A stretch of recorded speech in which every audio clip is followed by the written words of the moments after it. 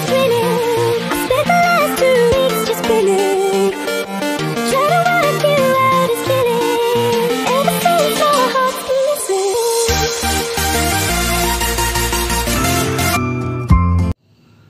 Assalamualaikum warahmatullahi wabarakatuh. Selamat pagi adik-adik sekalian dimanapun hari ini kalian berada.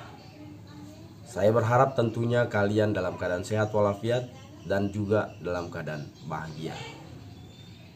Adik-adik sekalian, saya Andi Rusni, salah satu dari anggota tim pengampuh mata kuliah perilaku keorganisasian.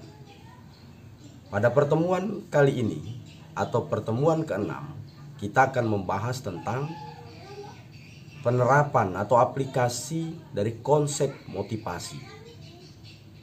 Bagaimana motivasi? Apa itu motivasi? Dan bagaimana menerapkan motivasi itu dalam kehidupan, di dalam sebuah organisasi? Tentu akan kita bahas bersama kalian. Dan mudah-mudahan Anda semua dapat mengikuti perkuliahan ini sampai dengan berakhirnya mata kuliah ini pada pertemuan ke-6. Baiklah adik-adik sekalian, untuk mempersingkat waktu, kita dengarkan berikut penjelasan dari pemaparan mata kuliah atau materi aplikasi dari konsep motivasi itu sendiri. Demikian, mari kita saksikan. Assalamualaikum warahmatullahi wabarakatuh. Baiklah, untuk pertemuan minggu ini, saya akan menjelaskan tentang bab 6, yaitu aplikasi dari konsep motivasi. Konsep motivasi dan aplikasi. Definisi motivasi: banyak individu secara salah memandang motivasi sebagai sebuah sifat pribadi. Dalam praktiknya, manajer yang tidak berpengalaman sering menyebut karyawan yang terlihat kurang motivasi sebagai karyawan yang malas. Pendapat tersebut sama sekali tidak benar.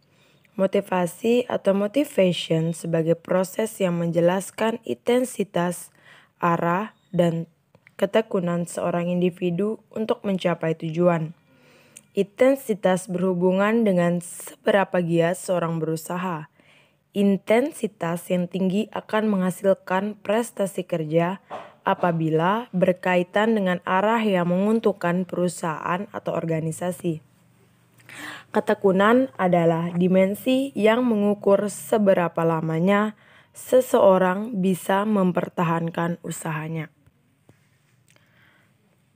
Motivasi dari konsep menuju aplikasi. B. Aplikasi teori motivasi. Dalam aplikasi teori motivasi ini akan diberikan sebuah contoh atau studi kasus, bahkan langkah yang berkaitan dengan hilangnya motivasi kerja. Studi kasus atau topik tersebut dicoba untuk mengaplikasikan 3 teori, yakni teori kebutuhan, teori harapan, dan teori keadilan. Nah, baik, di sini kita akan membahas studi kasus, yang dimana contoh dari studi kasusnya sendiri yaitu hilangnya motivasi kerja. Di sebuah perusahaan multinasional yang sangat maju bergerak di bidang produksi segala macam makanan dan mempunyai banyak karyawan serta para pemimpinnya merupakan manajer-manajer yang sangat andal. Setiap manajer mempunyai beberapa bawahan yang bekerja sesuai dengan departemen masing-masing. Paling tidak ada seorang manajer yang memimpin 8 orang yang bekerja di perusahaan tersebut, yaitu manajer produksi, manajemen pengendalian mutu produksi, manajer pemasaran, manajer personalia, HRD, keuangan, akuntansi, dan humas. Para manajer tersebut memiliki tugas dan tanggung jawab masing-masing dalam memimpin staf dan bawahannya. Dalam bekerja, mereka selalu menunjukkan kejujuran, kerjasama, dedikasi, loyalitas, komitmen tinggi untuk memajukan perusahaan. Mereka sering sekali memberi dukungan dan motivasi kepada para bawahannya agar selalu dapat memberikan yang terbaik bagi perusahaannya. Selama beberapa tahun, perusahaan tersebut telah membuktikan diri dapat melakukan kompetisi dengan perusahaan yang sejenis secara memuaskan, dan usaha pengembangan serta kemajuan yang dilakukan oleh para manajer bersama para staf dan bawahannya telah terbukti menunjukkan produktivitas dan prestasi kerja yang sangat memuaskan di semua departemen. Para manajer mempunyai tugas dan tanggung jawab dalam memimpin staf dan bawahannya. Dalam bekerja, mereka selalu menunjukkan kejujuran, kerjasama, dedikasi, loyalitas, komitmen yang tinggi untuk memajukan perusahaan. Selama beberapa tahun, perusahaan telah membuktikan diri dapat melakukan kompetisi dengan perusahaan yang sejenis secara memuaskan. Namun, selama 1 bulan terakhir ini, situasi dan kondisi perusahaan mengalami berbagai perubahan kebijakan dan sistem pemberian ganjaran baik yang berupa kebutuhan fisiologi, sosial, maupun psikologis yang dilakukan oleh para direksi perusahaan. Para manajer mencoba memahami segala perubahan kebijakan dan sistem ini tidak mempengaruhi para staf manajerial dan bawahan mereka masing-masing departemen. Hasil sosialisasi dari perubahan kebijakan dan sistem tersebut menunjukkan perubahan tingkat laku secara drastis di antara staf manajerial dan para bawahan. Sebagian besar dari mereka mulai kehilangan semangat dan motivasi kerja serta berakibat sangat serius bagi eksistensi perusahaan makanan tersebut. Produktivitas dan prestasi kerja antara staf dan manajerial dan para karyawan mulai menunjukkan penurunan yang drastis.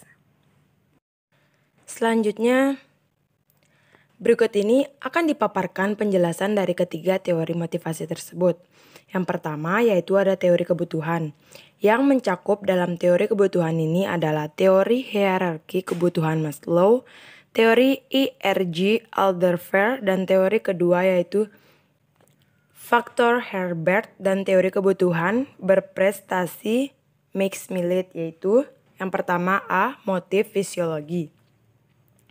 Nah, motif fisiologi ini meliputi beberapa kebutuhan yang dapat dikelompokkan menurut kebutuhan fisiologi, keberadaan, kesehatan, dan kekuasaan.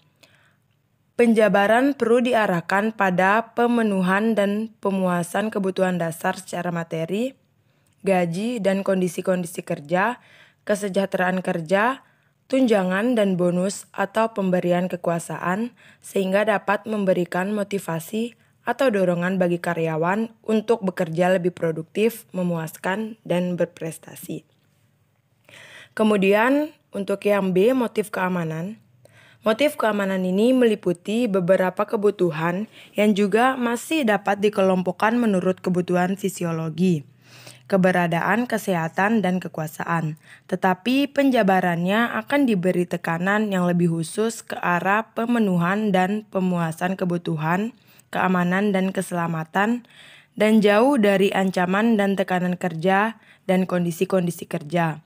Pemberian kekuasaan dan memberi pengaruh kepada orang lain, serta beberapa jaminan kesejahteraan yang membuat karyawan bekerja lebih produktif dan berprestasi.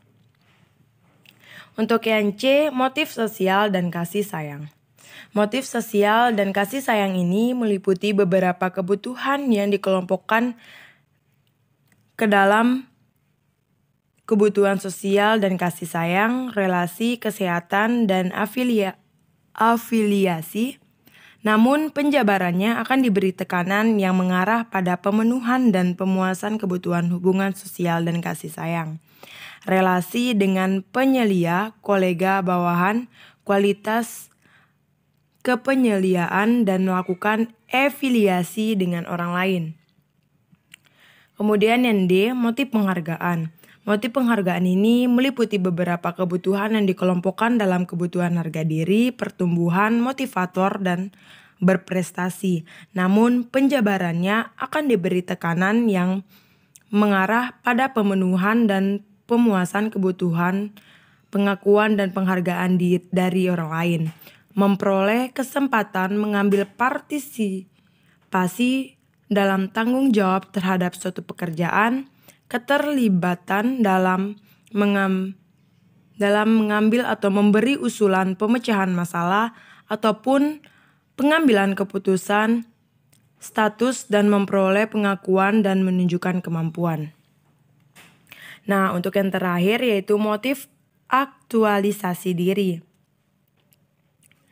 yang dimana meliputi beberapa kebutuhan yang dikelompokkan dalam mewujudkan potensi diri, pertumbuhan motivator, dan berprestasi. Namun penjabaran diberi tekanan yang mengaruh pada pemenuhan dan pemuasan kebutuhan untuk mewujudkan potensi diri, memperoleh kesempatan mengambil partisipasi dalam tanggung jawab terhadap suatu pekerjaan, keterlibatan dalam memberi usulan pemecahan tanggung jawab terhadap suatu pekerjaan, keterlibatan dalam memberi usulan pemecahan masalah ataupun pengambilan keputusan, kemungkinan untuk pertumbuhan diri, pengembangan dan kemajuan, status dan memperoleh pengakuan dan menunjukkan kemampuan serta prestasi diri. Nah, selanjutnya ada 2 teori harapan. Dalam teori harapan akan dibahas beberapa teori, yaitu teori jalur tujuan, di mana teori jalur tujuan diusulkan oleh Lux. Penjabaran perlu diarahkan pada pemenuhan dan pemuasan kebutuhan berkaitan dengan jalur tujuan yang hendak dicapai oleh karyawan yang meliputi mewujudkan potensi diri, memperoleh kesempatan berpartisipasi dalam tanggung jawab terhadap suatu pekerjaan, keterlibatan dalam memberi usulan pemecahan masalah ataupun pengambilan keputusan, kemungkinan untuk pertumbuhan diri, pengembangan dan kemajuan, meningkatkan status dan memperoleh pengakuan dan menunjukkan kemampuan serta prestasi diri. Berikut ini akan